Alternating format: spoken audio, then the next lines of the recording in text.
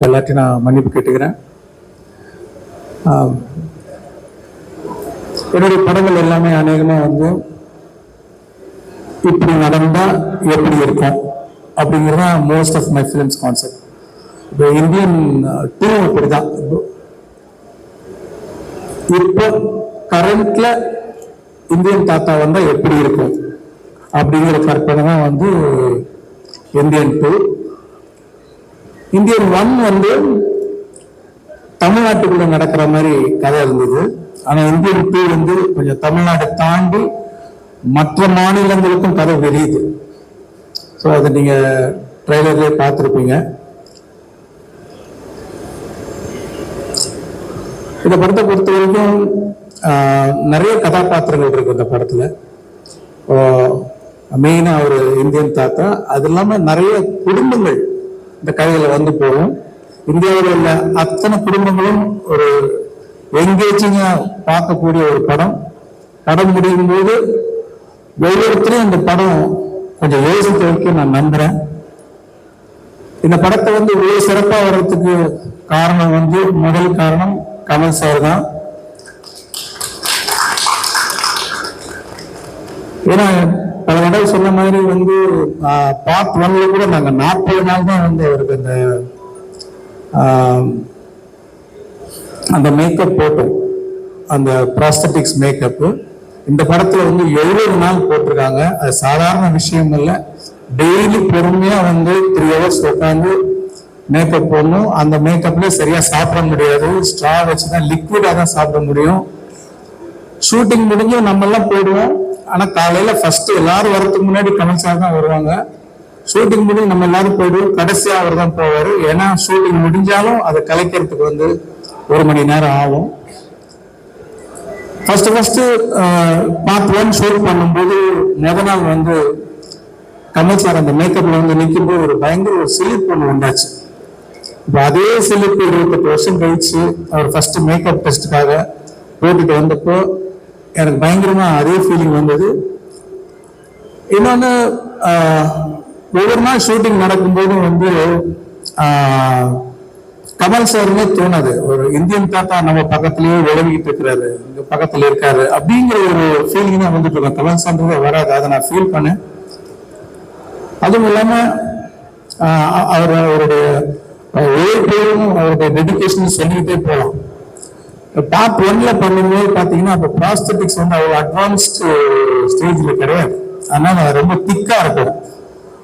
முதல்ல பார்க்கும்போது கமல் சார் மாதிரி தெரியல அப்படிங்கிற மாதிரி ஒரு ஃபீலிங்கா இருந்தது. ஆனா இந்த வாட்டி I want to see the actor more அப்படின்னு சொல்லி அந்த லெகசி கம்பெனியில சொல்லி இப்போ அட்வான்ஸ் ஆனதுனால அந்த மேக்கப் தின் ஆனதுனால நீங்க இன்னும் கமல் சாரை நிறைய பார்க்கலாம். பார்ட் 1ஓட அந்த கமல் சார் அந்த ஆக்டர் நீங்க கிளியரா பார்க்க முடியும். அது ஒரு பெரிய டிஃபரன்ஸ் நீங்க இந்த படத்துல பார்ப்பீங்க.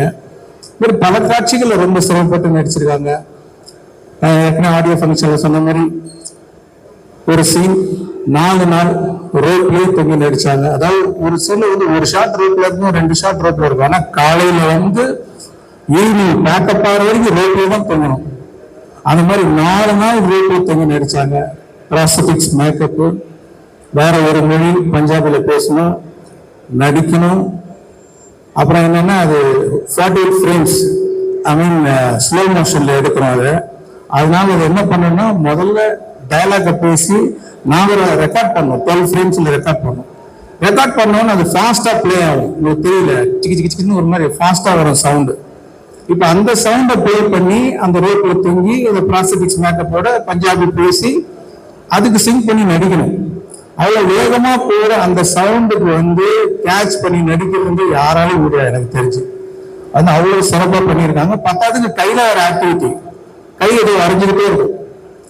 அந்த மாதிரி ஒரு சேலஞ்சிங், என்ன சேலஞ்சிங் கொடுத்தாலும் பண்றாரு அவரு. இதை விட கடினமா என்ன பண்ண முடியும்?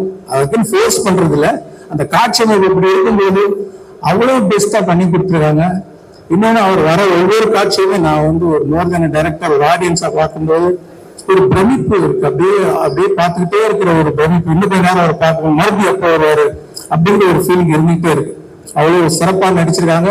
இன்னும் சொல்லிக்கிட்டே போகலாம். அது மாதிரி இந்த படத்தை ரொம்ப சிறப்பாக்கி கொடுத்த கமல் சாருக்கு வந்து என்னோட நன்றி தெரிவிச்சுக்கிறேன். அப்புறம் அனிருத் வந்து பாட்டெல்லாம் கேட்டிருப்பீங்க. நான் என்ன எதிர்பார்த்தனோ அதோட சிறப்பாகவே போட்டு கொடுத்துருக்கிறார் அனிருத் இந்த சாங்ஸ் எல்லாம். வந்து அவருக்கு என்னுடைய நன்றி. நான் ஏற்கனவே சொன்ன மாதிரி ஒரு டீம் வந்து ஒரு ஓகே சார் எவ்வளோ பர்சன்ட் சார் அப்படின்னாரு. ஒரு 80% ஓகே அப்படின்னா அதெல்லாம் ஒத்துக்க மாட்டேன். 100% நீங்க திருப்தி வர வரைக்கும் நான் டீம் போட்டுக்கிட்டே இருப்பேன் அப்படின்னு சொல்லி ஒவ்வொரு பாட்டையும் அப்படி போட்டு கொடுத்துருக்காரு. தேங்க்யூ அனி. அப்புறம் இந்த இது இவ்வளவு பெரிய கனவை, இவ்வளவு பெரிய இமேஜினேஷனை வந்து என்னதான் இமேஜின் பண்ணிட்டு இருந்தாலும் அது இமேஜின் பண்ணிட்டே தான் இருக்கணும். அதை வந்து செயல் வடிவாக்கணும்னா அதுக்கு சுபாஸ்கரன் மாதிரி ஒரு ப்ரொடியூசர் இருந்தால் சரியா வரும்.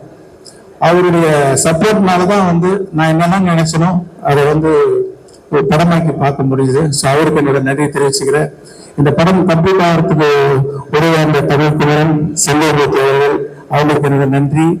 ரவிவர்மன் வந்து அதான் சொல்லுவேன், நீங்க வந்து தாத்தா மட்டும்தான் வர்ணம் போடுவாரா, நீங்களும் போடுங்க. என்ன வர்ணம் பாரு, ஒளி வர்ணம், அது ஒளினாலே ஒரு வர்ணம் போடுங்க அப்படின்னு சொல்லுவேன். உடனே புரிஞ்சுட்டு இரவு ஒரு மேஜிக் ஒன்று பண்றாரு. பண்ணி முடிச்சுட்டு வந்து நிற்பாரு, என்ன சார் அந்த ஒளிவர்ணம் வந்துருச்சா? இல்லைங்க இது ஒளிவர்ணம் இல்லை, இது ரவிவர்ணம் அப்படின்னு நான் சொல்லுவேன். அவ்வளவு சிறப்பாக வந்து ஒளிப்பதிவு செஞ்சிருக்காரு. அப்புறம் நடிகர்கள் வந்து சித்தார்த், பாபி சிம்மா, ஜெகன், அப்புறம் ரிஷி, அப்புறம் வினோத் சாகர், இன்னும் நிறைய பேர், சமுத்திரகனி, எஸ்.ஜே. சூர்யா, பிரியா பவானி சங்கர், மனோபாலா, நிறைய பேர். சில பேரை விட்டுட்டுனா கூட மன்னிச்சுங்க. ரகுல்பிரீத் சிங், விவேக் சார் மெயினா வந்து எவ்வளவு சந்தோஷமா இருக்கும் அவரை பார்க்கறதுக்கு. வந்து எவ்வளவு வருஷம் ஆச்சு அவரை பார்த்து. ஆனா இந்த படத்துல பாருங்க, ரொம்ப வித்தியாசமான ஒரு கதாபாத்திரம். வழக்கமா சொல்றோம் வித்தியாசமானு, உண்மையிலே ஒரு வித்தியாசமான கதாபாத்திரம். அவரோட டைமிங், அவரோட ரியாக்ஷன் எல்லாமே வேற மாதிரி பண்ணியிருக்காரு. அவர் வரும்போது அவ்வளவு சந்தோஷமா இருக்கு பார்க்கறதுக்கு. அந்த சந்தோஷம் கண்டிப்பா வந்து அவருடைய ரசிகர்களுக்கு மட்டும் இல்ல, எல்லா ஆடியன்ஸுக்குமே வந்து ஒரு சந்தோஷமா இருக்கும். இன்னும் வேற யாராவது நடிகர்கள் பேரை சொல்ல விட்டுருந்தா மன்னிச்சுங்க. அதே மாதிரி டெக்னீஷியன்ஸ், அந்த குணால் ராஜன் ஃபர்ஸ்ட் டைம் அவரோட ஒர்க் பண்றேன், வந்து இழைக்கிறாரு சவுண்டு.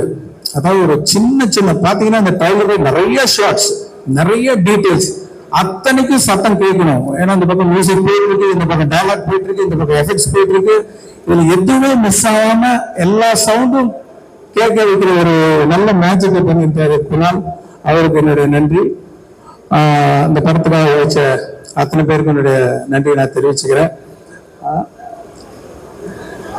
அதே மாதிரி பார்ட் 1 நீங்க வந்து சப்போர்ட் பண்ணி அதை வந்து ஒரு பெரிய வெற்றியாக்குனீங்க.